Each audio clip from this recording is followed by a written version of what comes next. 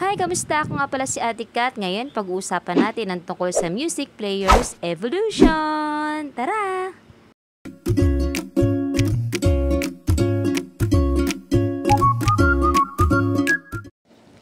Alam nyo ba na para sa akin, maswerte yung mga batang nabuhay nung 80s at nung 90s?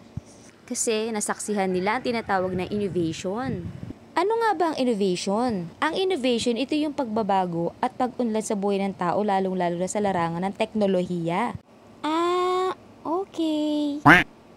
At sige na nga, umpisa na natin ang ating kwento. Ang una sa listahan at ang aking naabutan ay ang radyo. Kung batang 80s or 90s ka, sigurado naabutan mo to. Isa ito sa libangan ng mga tao noon, nakikinig sila ng musika at mga drama. Naalala ko noon yung radyo namin, mayroon siyang cassette tape, tas nilalaroan ko ng lapis, tas pa nagbulbul, galit na galit sa akin yung ate ko. Anong ginawa mo sa cassette tape ko?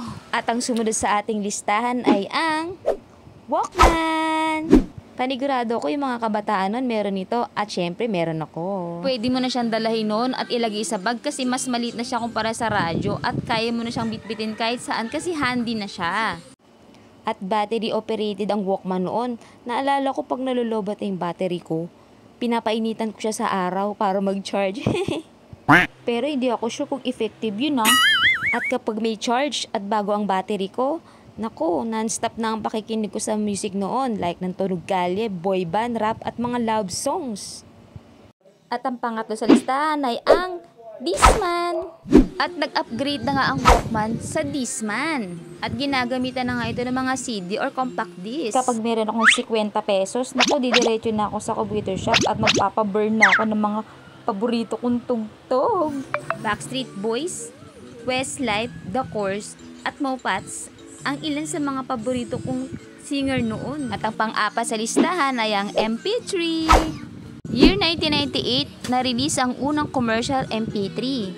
At ang nauso na nga MP3, unti-unti nang nawala ang cassette tape at ang CD. Kasi mas convenient na. Sa pamamagitan ng computer or laptop, pwede ka na magpa-download ng mga kanta na gusto mo na ilalagay sa iyong MP3 player. At ang isang typical na MP3 ay pwede mag-save ng 500 songs.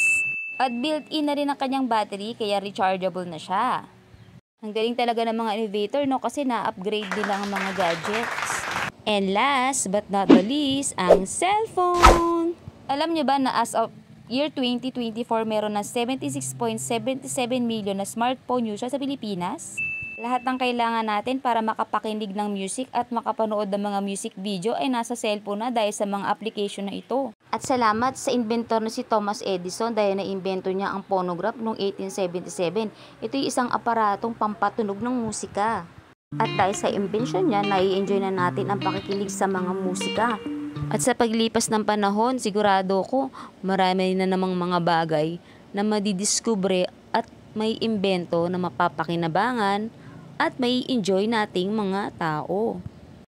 At kung bago ka sa akin channel, please subscribe mo naman ako. At please paki-like and share na rin ang aking mga video. Thank you very much. Bye-bye!